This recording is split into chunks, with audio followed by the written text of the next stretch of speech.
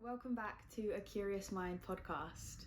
Today's episode, I want to be talking about not being perfect, but doing it anyway. The idea of just doing something out of sheer passion or interest, and not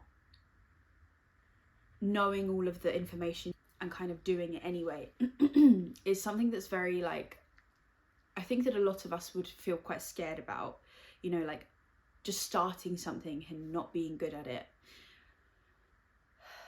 And I think that I'm naturally quite a perfectionist in my life. And so I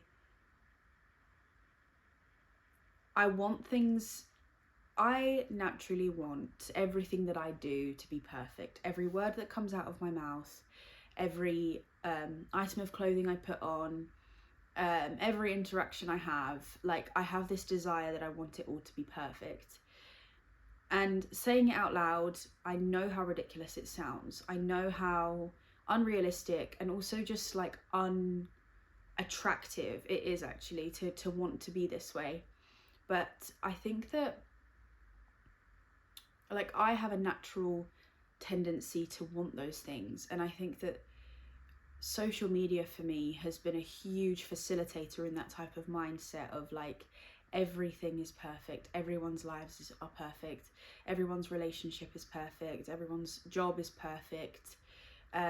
It's just, you see people at such a high in their life and you compare and realize that you're not in a perfect place. And the idea of just starting something, even though it's far from perfect, and figuring it out as you go along is also really scary to me, because what if I get it wrong? What if I make a mistake? What if I look stupid? What if people judge me? And I was on the train earlier this week. So I am currently looking for work, and I really want to work at this coffee shop in London, which I'm going to end up working at, called Roslyn. It's a coffee chain in the city of London. And I was on the train into London because I've been trying to get a job at this chain for a little while now, and I've not had any luck online. So I was like, fuck it, I'm going to do it the old-fashioned way.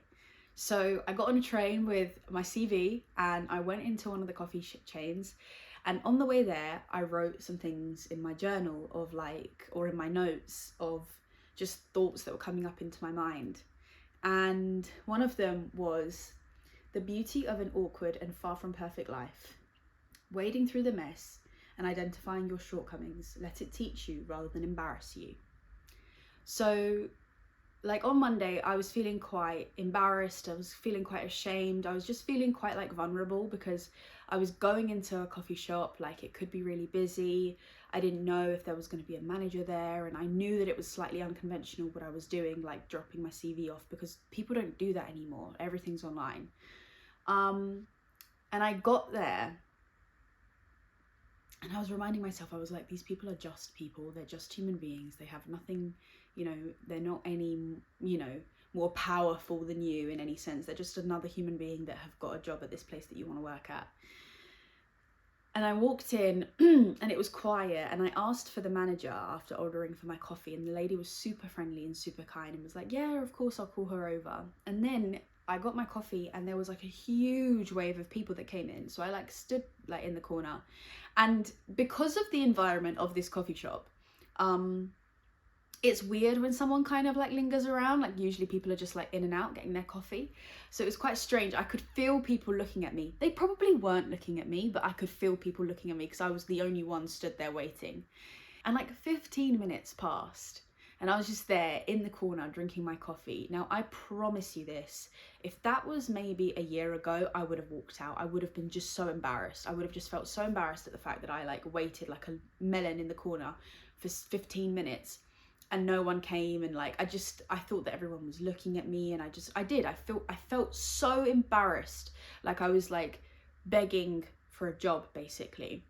but I stood my ground. I stayed there, I waited, and the lady came out, the manager. She like sorted out the wave of people, and then she went back into the office, and I was like, fuck. I was like, I've missed my chance. I was like, do you think that she came out already and like didn't see me, and like have I just like spiraling in my mind.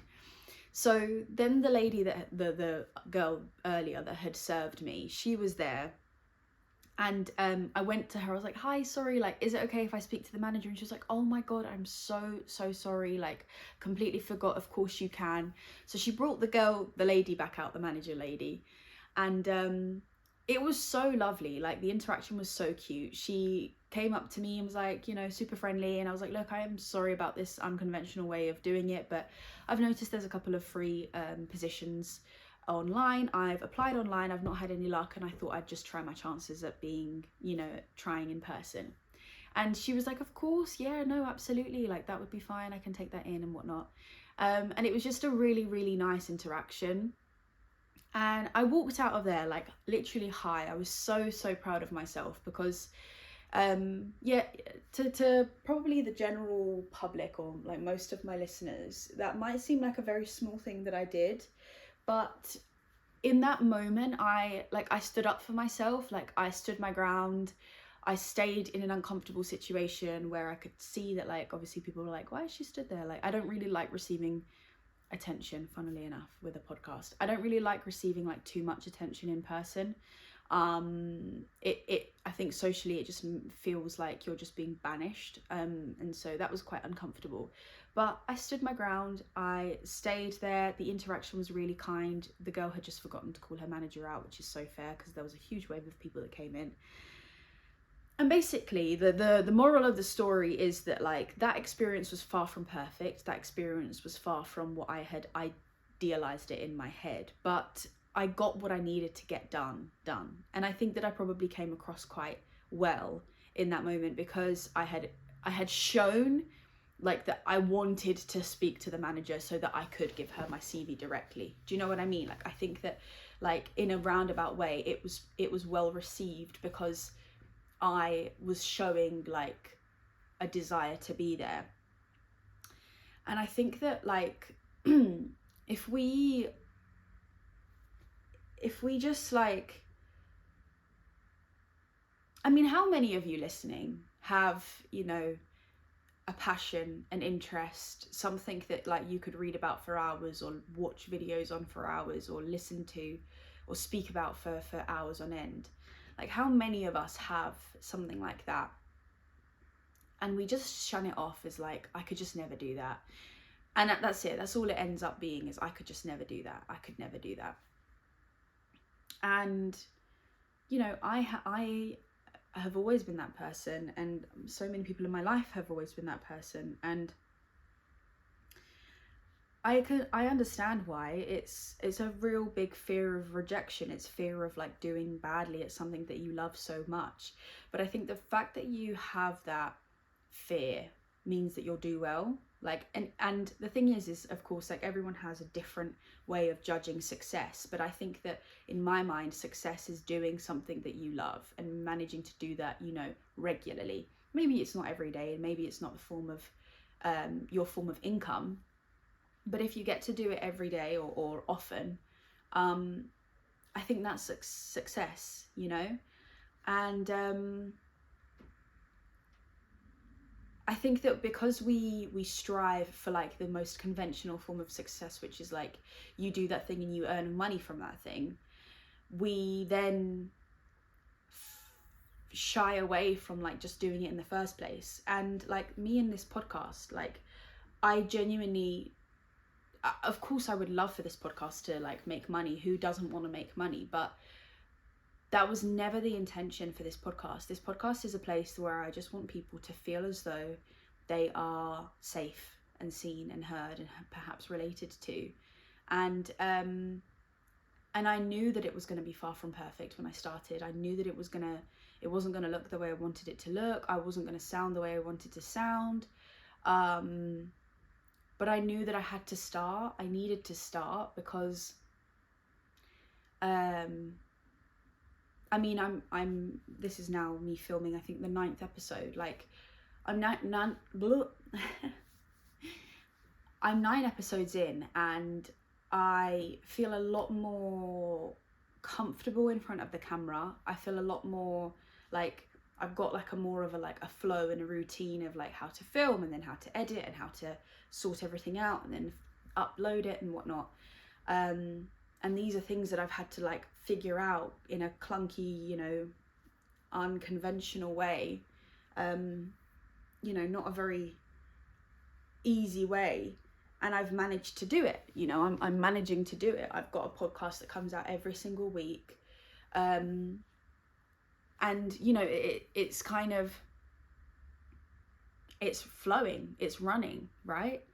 But it's not perfect. It's not like what I would love for it to be eventually, but I've done it. I'm doing it, and it brings me joy. It brings me so much joy.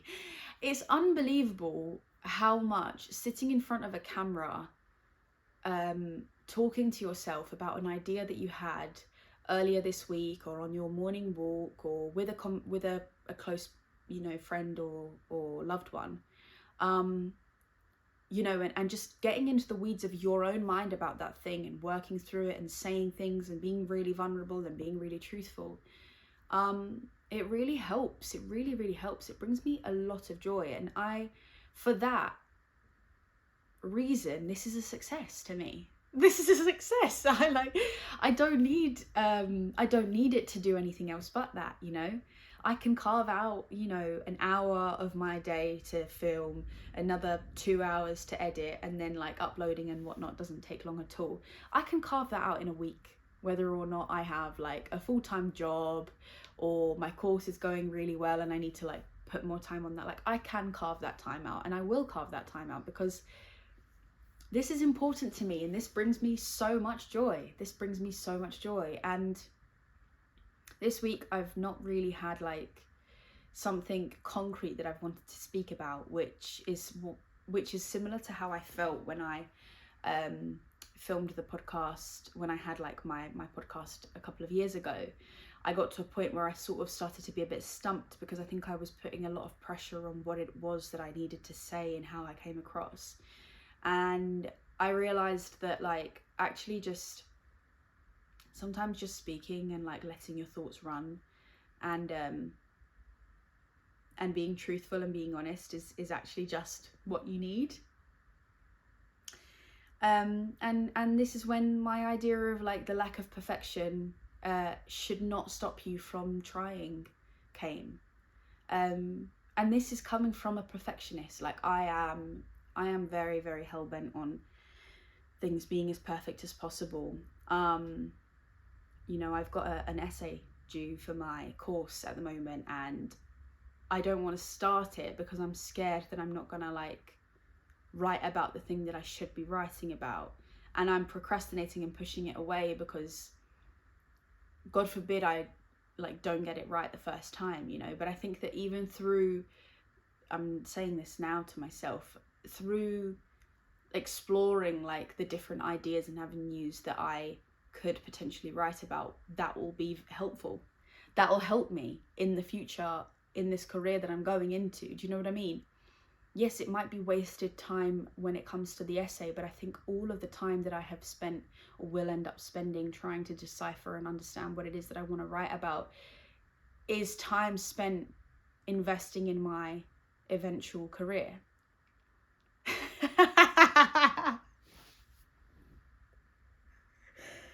Fuck.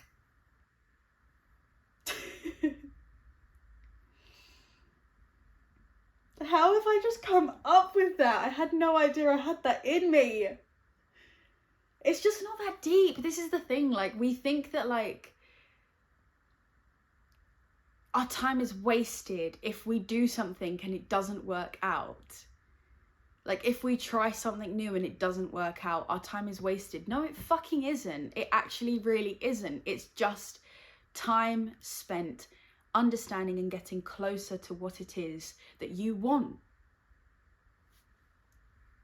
Like, how is that wasted time? like this Roslyn coffee shop that I really, really want to work at, I have more of an edge because I have worked at a coffee shop previously in my life. That experience that I had at that previous coffee shop was dire. I hated that experience. But because of that experience, I now have a leg up in getting a job in the coffee shop that I really want to work in. And yeah, I know that like a coffee shop doesn't sound like the most crazy, you know, place to work at, but blow me, I know there's a lot of people that want to work at this coffee shop. Like, it's a lovely, lovely place, and you can tell that they look after their employees, and so people want to work there. And so like, it's just, I could look at it like the experience, the really awful experience I had at the local coffee shop here was wasted time, was, you know, wasted energy and whatever. It really wasn't. It was so important for me. It was so important not only to understand myself more, but to understand what the fuck was going on there, and that I needed to get out of there, and to know the signs, the real signs of like a toxic working environment and relationship that could be potentially there. And that experience has actually helped me. That dire experience has helped me in other toxic environments and toxic working places. And I've just been like, no, I'm not going to repeat this cycle. Like, I'm not going to give you 1,000 different chances to try to like prove to me that you're an okay person. It's just sometimes you're in a bad mood and you will take it out on me, and that's just how it should be. No, it's really not. I'm here to work. I'm not here to I'm not here to be your therapist. And I know that I am I know that I am training to be a therapist, but if I've got a job in a place that doesn't require me to be a therapist, and I'm not being paid to be a therapist, I'm not going to be your fucking therapist.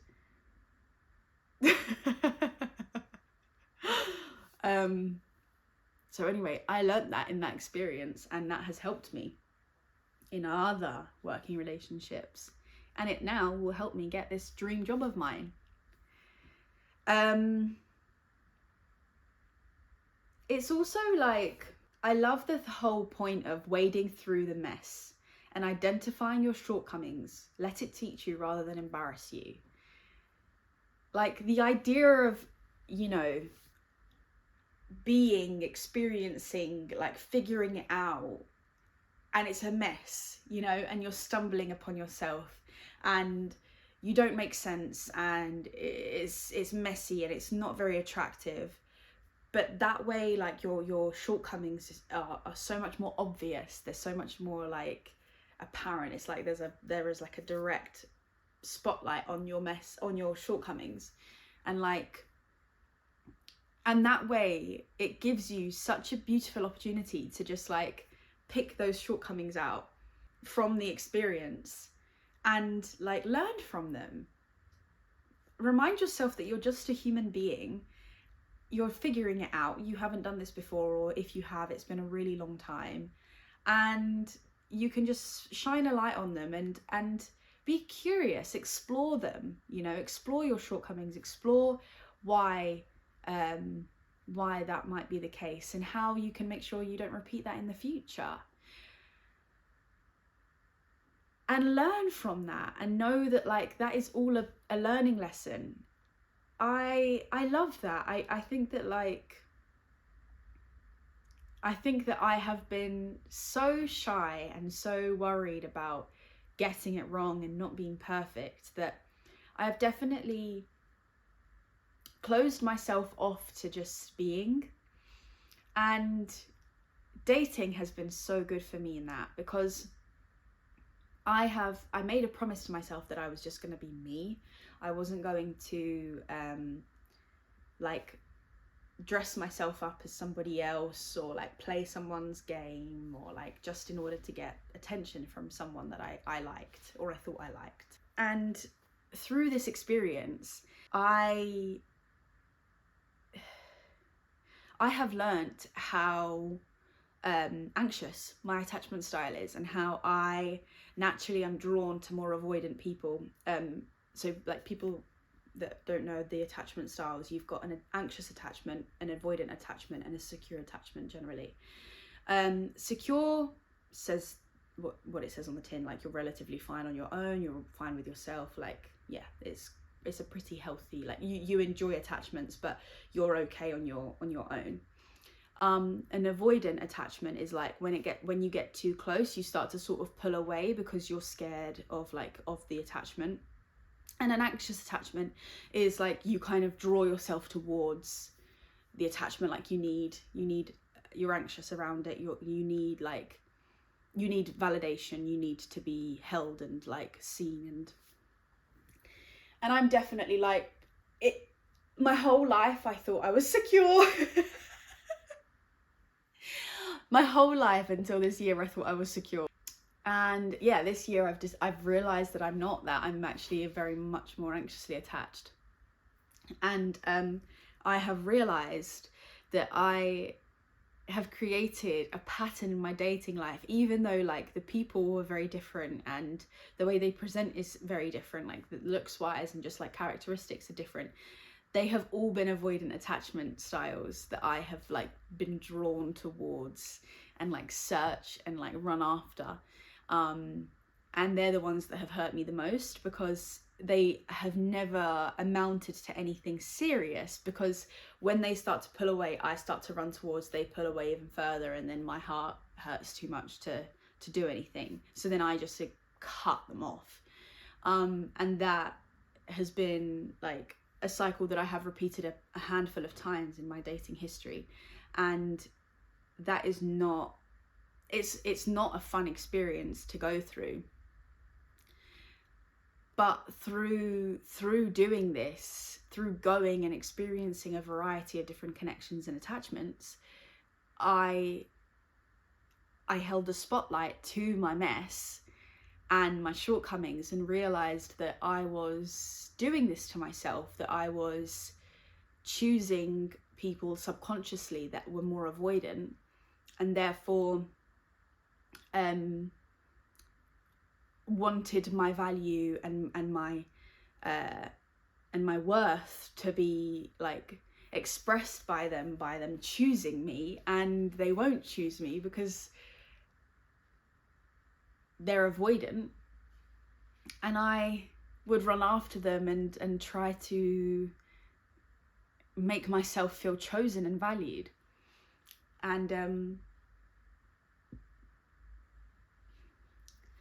And that has been that's been a very painful thing to go through, like, and I say it with a smile on my face because I'm in a really good place now, but yeah, that's been a very, very painful thing to go through. And I've now been able to turn it around, shine a spotlight on this tendency of mine, and not judge myself or berate myself or get upset or frustrated at myself for it, because beforehand I would be like, why are you, like, why are you letting this person, like, ruin your day, and like, you're worthy, you're better than this, and just really judge myself for it.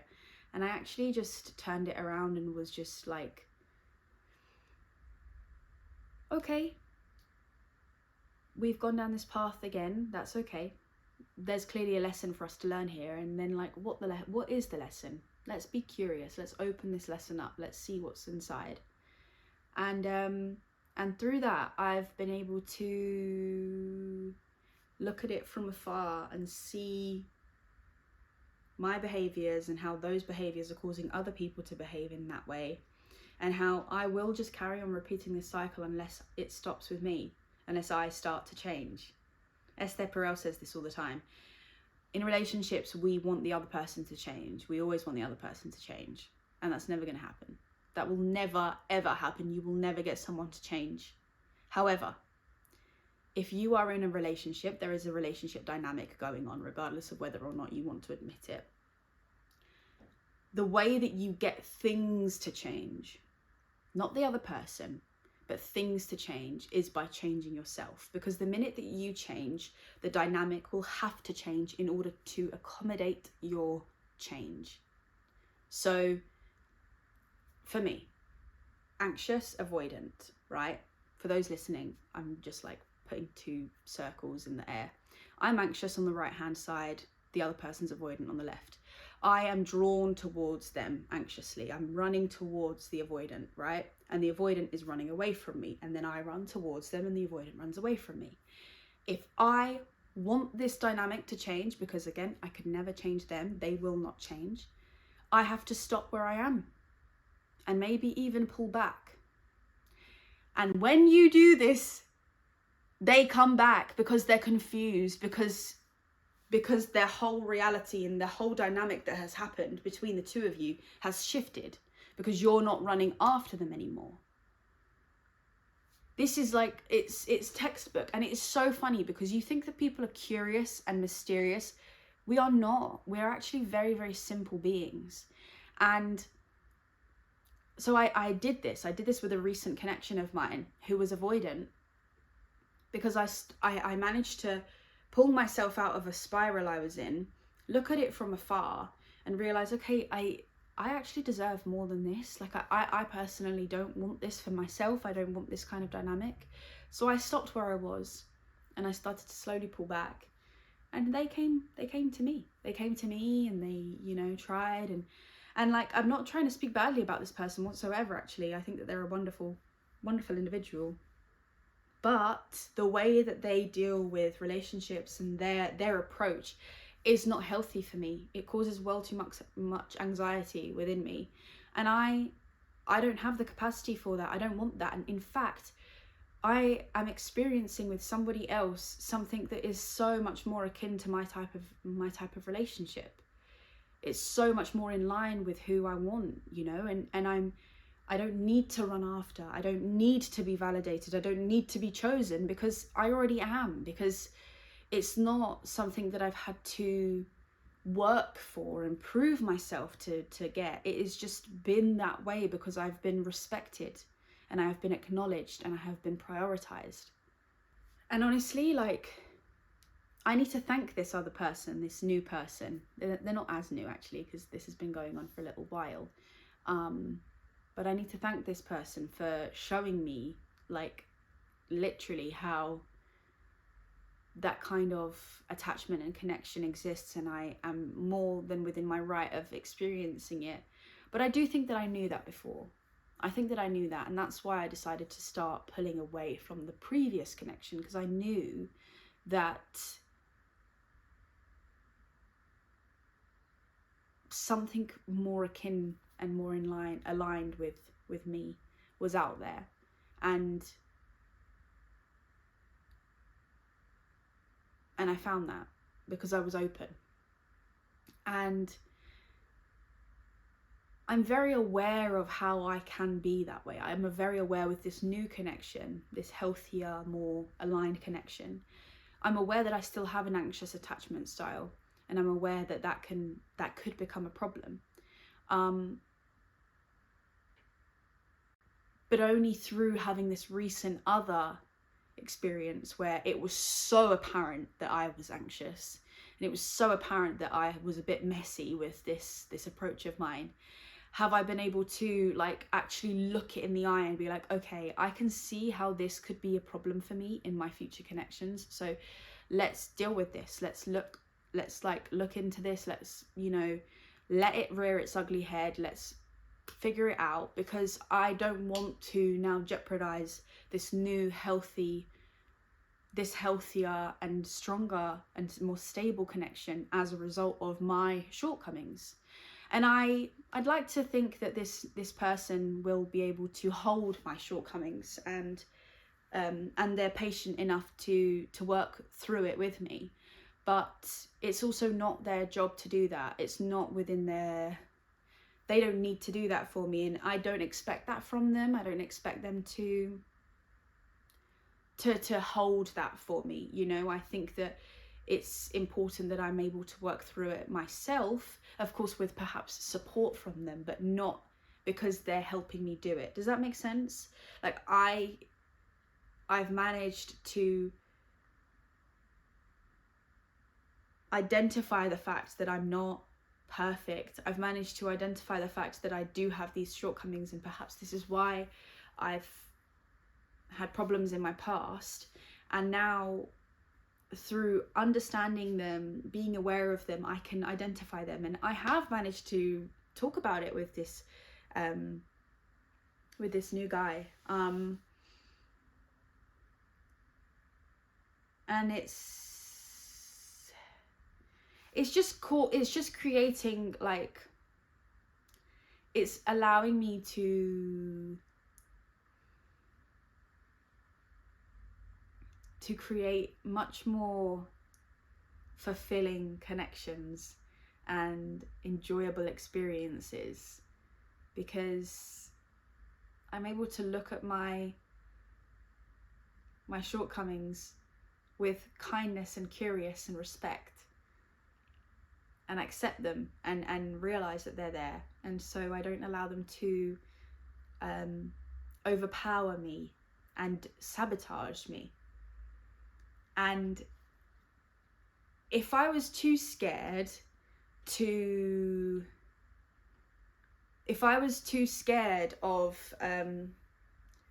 these shortcomings of mine, if I was too scared at the fact that I'm not perfect, and I didn't stumble my way through dating to begin with, and find my feet and lose my feet and find them again, and say things that I don't mean, and go back on my word, and communicate myself incorrectly, and stumble through experiences, and and like just experience, you know, just get in it, just get in the thick of it all, and like figure it out, like have some pretty crap kisses. Like, if I didn't do that, I wouldn't know what it is that I'm looking for, because I've now found something that feels very aligned with what it is that I'm looking for. And because of all of the recent experiences, it feels a lot more real and genuine. And I would have been doing myself a disservice if I was like, no, I need to do the work on my own first. I need to just like be a perfectionist at dating. I need to be the best at dating, right?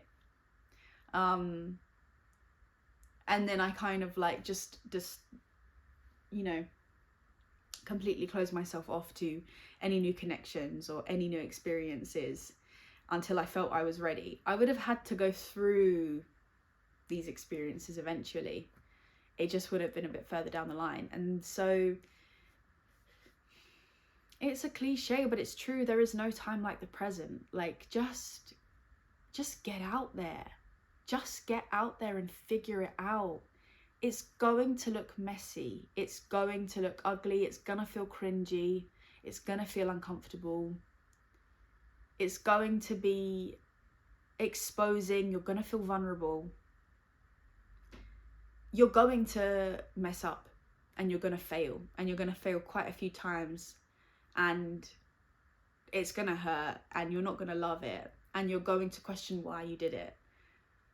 But all of this accumulates to something that ends up being so worthwhile and so enjoyable. And you will look back at the fact that you just gave it a go and started trying with such respect for yourself, because it takes courage. It takes real courage to feel the fear and do it anyway. I don't know what. Oh, I think that's from Captain Fantastic. Bravery is feeling the fear and doing it anyway. Is that Captain Fantastic? Even if it's not Captain Fantastic, it's a fucking good quote. And Captain Fantastic is a brilliant film. I know I'm kind of like maybe repeating myself in some ways with previous episodes of mine, but this one is this like specific thing of not being perfect and like figuring it out and stumbling it through is so underrated. And it's not spoken about enough. And we need to remind ourselves of this, because it's really easy to criticize and judge yourself for not being perfect the first time around, and like for being embarrassed, and it's just like, no, that's not. You need to just be able to shut that stupid judge of yourself off and say like, shut up, I'm a human being. I'm a human being figuring it out. Give me a break, right? This is my first time on the earth. This is your first time on the earth. We're all just figuring it out. I'm going to leave you with 2 quotes that I have heard recently that I loved, and I feel as though they are really relevant and just important. The one that I heard recently, and it came from a short from one of Jay Shetty's podcasts with a blonde woman who I do not know her name. I will find her name and I will put it in the description of this episode. She said, he asked her, like, what is the best quote you've heard through your career? And her answer was, a winner is a loser that tried again.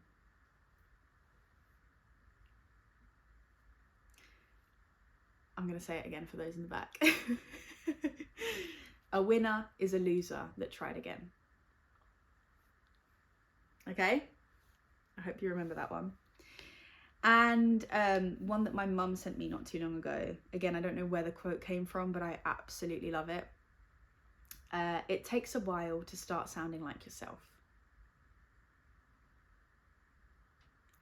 It takes a while to start sounding like yourself.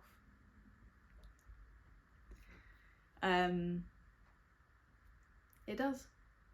Even though you're always yourself, even though you're always going to be you, we do things to fit in. We say things we don't mean. We